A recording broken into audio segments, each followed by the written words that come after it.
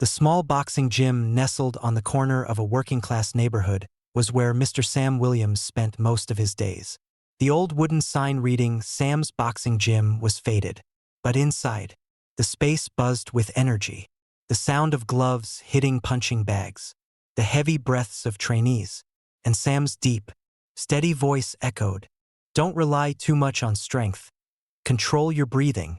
Boxing isn't just about power. It's about strategy." Sam wrapped up the training session later than usual, wiping the sweat from his brow. He looked around the familiar gym. Most of his students, teenagers from the neighborhood, had already gone home. He locked up, threw on his worn-out coat, and stepped into the chilly December evening. On his way home, he stopped by a convenience store to pick up a few snacks. Sam wasn't one to shop much. He lived simply and saved carefully, but tonight he felt like treating himself to a soda and a couple of candy bars. While browsing, he smiled as he watched a young black girl run by, giggling as her mother tried to coax her back. However, as Sam stood in line to pay, the eyes of the clerk behind the counter quickly turned suspicious. Mark Turner, a young police officer working a part-time shift at the store, cast a wary glance at Sam. The older man's worn coat and tired demeanor seemed to trigger Mark's sense of distrust, his gaze heavy with prejudice. Sam had just stepped out of the store when he heard Mark call out loudly from behind, "Hey, you there. Stop." Sam stopped in his tracks and turned around, puzzled. "Are you calling me?" he asked, his voice calm. Mark approached him, one hand resting on his belt near his holstered gun. "I need to check your bag. You look suspicious." Sam frowned but maintained his composure. "Suspicious? I just bought a few items from the store. If you don't believe me, you can check with the cashier." "What are you hiding? Open the bag," Mark demanded, his tone sharp. Having faced numerous tense situations during his boxing career, Sam wasn't easily intimidated. He responded evenly, "I have nothing to hide, but you have no right to force me like this without a valid reason." Sam's calm demeanor felt like a challenge to Mark. In a moment of frustration, Mark lost control and grabbed Sam's arm. The sudden action immediately triggered the older man's self-defense instincts. With a swift move, Sam sidestepped the grab and turned, causing Mark to lose his balance. "I don't want any trouble, but you're crossing the line," Sam said in a steady, firm voice. On the ride to the police station after the incident, Sam sat quietly in the patrol car, his gaze distant as he stared out the window. Memories from the past came flooding back. More than 30 years ago, Sam had been a promising young boxer. He grew up in a poor family in the southern United States, where racial discrimination was a daily reality. For Sam, boxing wasn't just a passion, it was his way out of poverty. He had fought in major arenas, facing formidable opponents, but his career was far from smooth. Time and again, he was unfairly judged by referees simply because of the color of his skin. The punches he took in the ring didn't hurt as much as the blows from societal prejudice. After a controversial match he should have won, Sam decided to retire. "I can't keep fighting in a world that isn't fair," he had told a friend. He moved to the city, opened a small gym, and dedicated his life to training young people, helping them avoid the pitfalls of life. But the pain of his past still lingered. Mark's actions in the convenience store were a stark reminder that, despite all his efforts to move forward, the world hadn't truly changed. At the police station, Sam was treated like a criminal. Mark, still angry, filed a false report claiming that Sam had assaulted a police officer. Sam sat silently in the holding cell, trying to remain calm. He knew that losing control would only make things worse. In another corner of the station, a young woman named Clara, an employee at the convenience store, came forward to testify. "I saw everything," she told a senior officer. "He didn't do anything wrong. It was the officer who started everything." But Clara's testimony seemed to be ignored. Mark, with the authority and credibility of a police officer, was taken at his word. Sam was held overnight, and news of the incident began spreading throughout the neighborhood. The next day, Daniel Williams, Sam's son, received a call from an old friend in the neighborhood. When he heard the story, he couldn't believe it. "My father was arrested? Over a misunderstanding." Without hesitation, he rearranged his work schedule and booked the first flight back to his hometown. Daniel Williams, prominent federal prosecutor, stepped off the plane with a purposeful stride and a resolute expression. As the son of Sam Williams, he had not only inherited his father's strong spirit, but had also built a career dedicated to tirelessly fighting for justice. Despite his busy schedule in the big city, Daniel never forgot his roots or the lessons his father had instilled in him. When Daniel arrived at the police station where his father was being held, the atmosphere shifted noticeably. His sharp suit and piercing gaze immediately commanded attention. Making the officers uneasy, he firmly demanded to see his father. After a tense few minutes of negotiation, Daniel was finally escorted to the holding room. Sam sat calmly in a corner, his back straight and his eyes steady. There was no trace of anger or fear on his face. When he saw his son walk in, a faint smile appeared. "Son, I didn't expect to see you here," Sam said in a calm voice. "Dad, I'm going to get to the bottom of this. I won't let them treat you unfairly," Daniel replied, the determination in his voice reassuring Sam. Daniel wasn't there just to visit his father. He was there to uncover the truth. He began asking Sam about everything that had happened. Down to the smallest detail, Sam recounted the events, from Officer Mark Turner's baseless suspicion to his own act of self-defense. Daniel listened intently, not interrupting once. In his mind, the pieces of the story began to fit together, painting a clear picture of injustice. Leaving the police station, Daniel immediately began gathering evidence. He went to the convenience store where the incident occurred to speak with Clara, the employee who had witnessed everything. Clara recounted the details of what she saw, from Mark Turner's aggressive behavior towards Sam to how Sam had only defended himself after being attacked. "What will you do with my testimony?" Clara asked, her face filled with concern. "I'll use it as a weapon to fight for justice for my father," Daniel replied. "But I'll need more evidence. Do you know if the store has security cameras?" Clara nodded. "Yes, but I'm not sure if the police have already taken the footage." Daniel asked Clara to help him contact the store owner. After some negotiation, the owner agreed to provide a copy of the security footage. When Daniel reviewed it, everything became clear. Sam hadn't done anything wrong, and it was Mark who had initiated the aggression. The footage was undeniable proof of Sam's innocence. But Daniel didn't stop there. He dug deeper into Mark Turner's background and uncovered a troubling history. Mark had been accused of using excessive force against a young black man a few years prior. But the case had been quietly swept under the rug. This discovery only strengthened Daniel's resolve to bring the truth to light. Daniel knew that relying on the legal system alone wasn't enough. He needed public support to create pressure.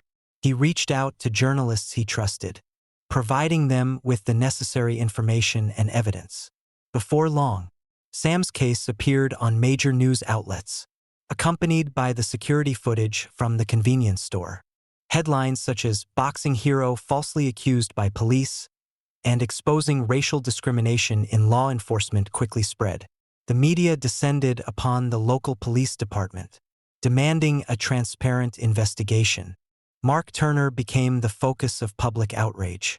The mounting pressure left him feeling suffocated, and even his colleagues began distancing themselves, wary of the backlash.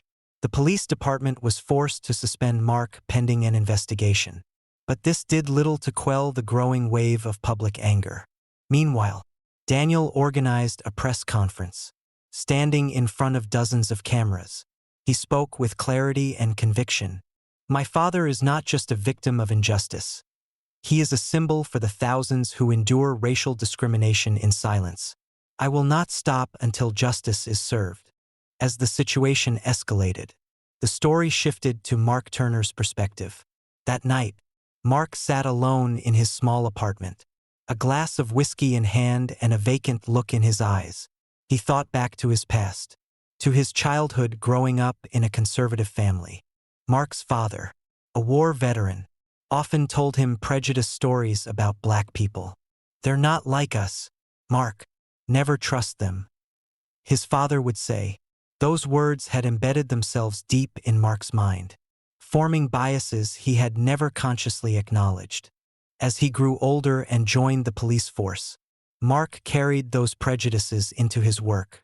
His actions toward black people weren't isolated incidents but the product of a long-standing system. Yet now, as he faced the consequences of his behavior, guilt began to creep in. He remembered the moment he confronted Sam.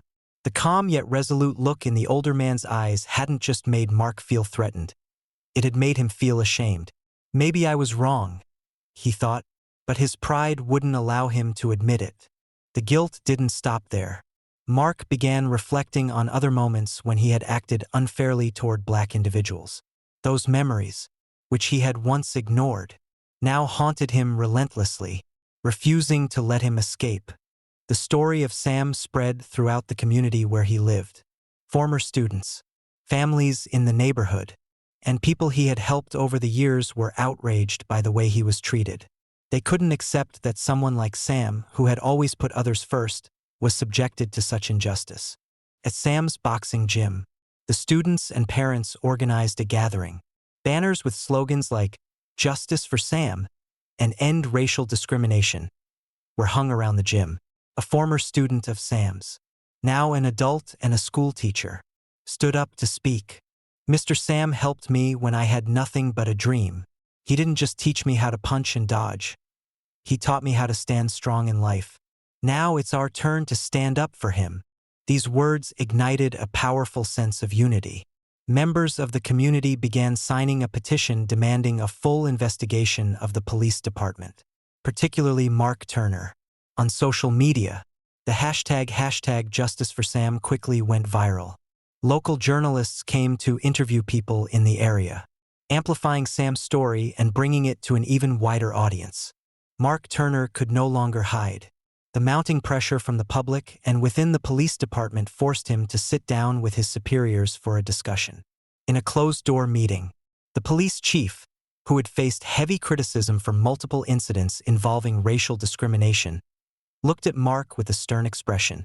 "Mark, you're putting the entire police force in jeopardy. The evidence is piling up against you, and we can't keep covering this up." Mark remained silent, his hands trembling as he clenched them tightly. He wanted to argue, to defend his honor, but the images from the security footage replayed in his mind. They were undeniable.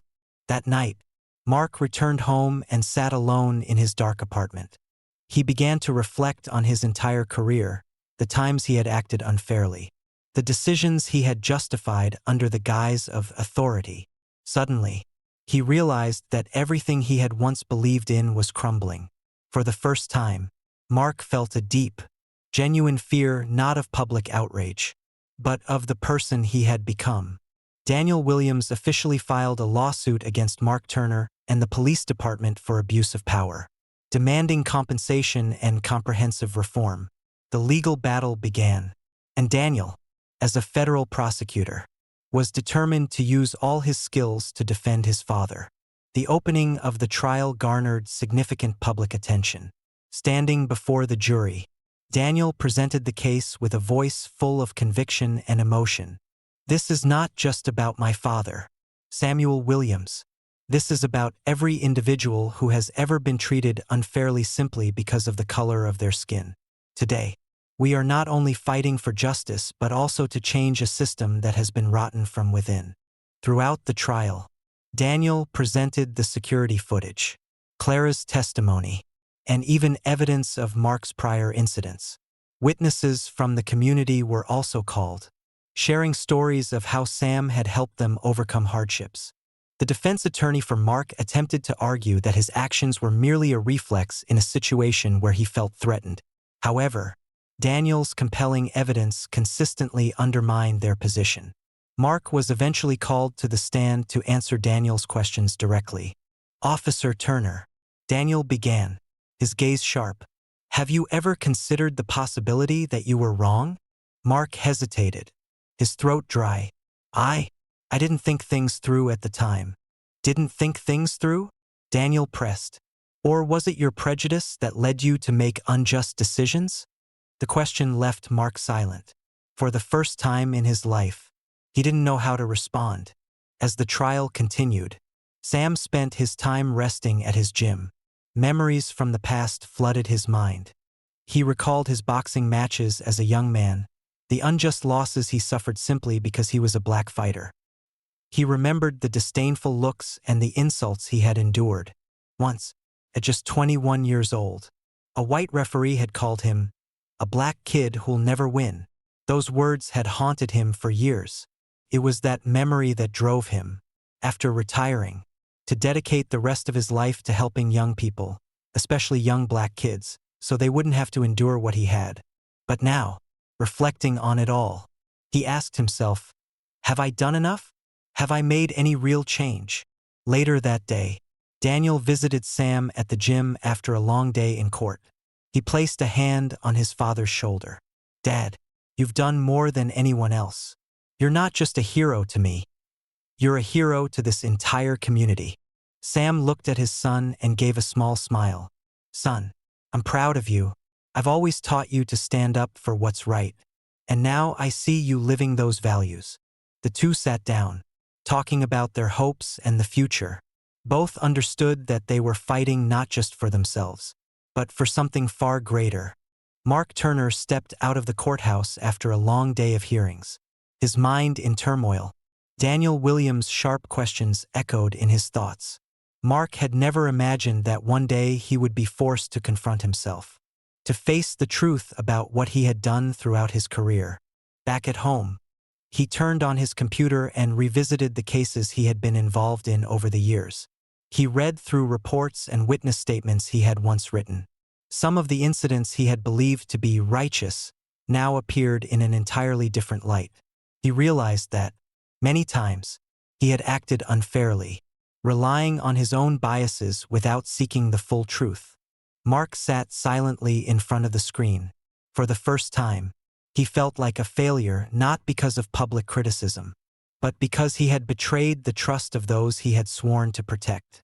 Thinking back to the incident with Sam Williams, Mark felt a deep sense of shame. He remembered Sam's eyes, not the eyes of an angry man, but of someone who had grown all too familiar with injustice. Mark wondered, how much suffering have I caused for people like him? The next morning, Mark went to see the police chief. He requested to resign from the force and enroll in racial equity training and community service programs as a way to make amends. Mark's decision surprised the chief, but he agreed, on the condition that Mark still faced the ongoing trial. As the trial gained momentum, new evidence emerged. A video recorded by another customer at the convenience store captured the entire incident from a different angle. The footage not only proved that Sam had done nothing wrong but also highlighted Mark's aggressive and abusive behavior from the very beginning. Daniel quickly submitted the video as evidence. When it was played in court, the room fell silent, the atmosphere tense. Mark kept his head down, unable to meet anyone's gaze. The images in the video were undeniable. Sam had only defended himself against an unprovoked attack. Mark's defense attorney attempted to shift the narrative, arguing that Mark had been under extreme job stress. However, this explanation failed to convince the jury. Outside the courthouse, public outcry grew louder, demanding real changes within the police force. Sam was called to the stand as the final witness. He recounted the events with a calm and steady voice, without a trace of bitterness. I hold no hatred toward anyone, he said, but I hope that my case can serve as a lesson for us all to work together toward a fairer society. After the trial, Sam and Mark met in a court-mandated mediation session. It was the first time they faced each other directly since the incident.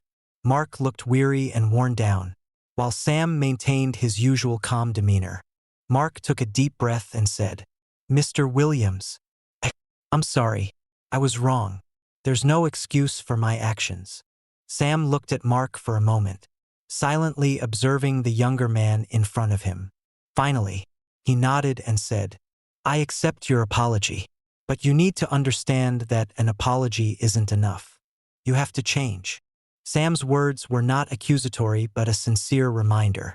Mark felt a sense of relief but also understood that he needed to prove his transformation through actions, not just words. After the mediation, Sam made a decision not to pursue personal compensation. Instead, he requested that all the settlement funds from the lawsuit be used to support police training programs focused on equity and inclusion. The trial concluded with a verdict in favor of Daniel and Sam. Mark Turner was stripped of his police badge and sentenced to 2 years of community service. The police department was ordered to pay a substantial settlement and commit to comprehensive reforms. An independent committee was established to oversee the implementation of anti-racism training programs. Sam's community celebrated the victory, not just as a triumph for him but for everyone who had ever endured injustice. Sam's boxing gym became a symbol of hope and change. His students continued to train there, carrying with them the inspiring story of their coach who stood up for justice. Daniel returned to the city, but he and Sam stayed in closer contact. Daniel knew that he hadn't just defended his father, he had also contributed to societal change. On a peaceful evening, Sam stood in his gym, watching his students train. He smiled as he saw a white boy and a black boy sharing a punching bag, helping each other practice. In his eyes, there was a glimmer of hope for a fairer future. The case of Sam Williams left a profound impact not only on the local community but also on the entire city. Workshops on equity and inclusion, organized by the police department, began gaining attention. One of the special guest speakers invited was Sam himself. For the first time in his life, he stood before a group of young police officers, many of whom were fresh recruits. Sam glanced around the room. There were curious eyes, a few skeptical gazes, and some that looked remorseful. Taking a deep breath, he began. "When I was young, I thought I could overcome anything with my fists. I didn't realize there were forces stronger than any punch, prejudice and injustice. But I also learned that persistence and unity can change everything." Sam shared his story, from his early days as a boxer and the injustices he faced, to the pivotal moment at the convenience store. He didn't blame or criticize, but instead emphasized the lessons everyone could take away. At the end of his talk, a young recruit stood up, his voice hesitant. "Mr. Williams, I want to thank you. I've heard your story, and it's made me think a lot. I've realized that to protect a community, we have to start by understanding it." Sam nodded. His heart warmed. He knew an important lesson had been conveyed. And this was just the beginning. After the trial, Daniel often returned to visit his father. These visits became opportunities for the two to share and reconnect after years of distance. Daniel, who had always been consumed by his work, now realized that family was what truly mattered most. One evening, the two of them sat on the steps outside Sam's home. A cool breeze carried the scent of flowers from Sam's small garden, breaking the silence. Daniel spoke. "Dad, this case has changed the way I view my work. I used to think justice was only about following the law. But now I understand that justice is also about fighting for what's right, even when it's hard." Sam placed a hand on his son's shoulder, his eyes filled with pride. "Son, I've always believed you were destined for great things. And you've just proven it. I only hope you'll continue down this path, not just for me, but for everyone who needs a fair voice." Daniel nodded, deeply moved by his father's words. He decided that beyond his role as a prosecutor, he would dedicate time to social advocacy, especially supporting those who were marginalized and voiceless. Sam's gym had become more than just a place to learn boxing. It had transformed into a community center. Local residents began organizing gatherings there, sharing ideas on how to improve their lives. Free classes for children, ranging from martial arts to life skills, were introduced one after another. Sam continued as a coach, but he now saw his role as something greater. He wasn't just teaching punches and defense. He was teaching his students how to face life's challenges with strength and resilience. One day, A young white boy came to the gym asking to join. He was the son of a police officer who had once worked with Mark Turner. At first, the boy hesitated, afraid that Sam might not accept him. But Sam smiled and said, "Boxing doesn't care about the color of your skin or where you come from. As long as you're willing to learn, I'll teach you." Acts like this from Sam brought the community closer together. People began to realize that true change didn't just come from legal battles but also from personal connections and compassion. One weekend afternoon, Sam hosted a boxing exhibition at his gym. These weren't professional matches but opportunities for his students to showcase their progress. The gym was packed with spectators who cheered enthusiastically for every punch and every defensive move. The final match was between two boys, one white, one black. Sam watched from the sidelines, his eyes filled with pride. The boys weren't just fighting with strength but with sportsmanship and mutual respect. When the match ended, Sam stepped into the ring, raised both boys' hands high, and said, "We're not just looking for the strongest. We're looking for those who can overcome themselves. Today, all of you are winners." The crowd erupted in applause and cheers. In that moment, Sam felt a sense of fulfillment. He glanced out the gym's window at the golden sunset painting the sky. He knew the future was bright, a future that he, Daniel, and this community had worked together to build. The story ends with Sam standing in the ring, his eyes full of hope, while the laughter and chatter of his students filled the space. It was a new beginning, not just for him but for an entire generation.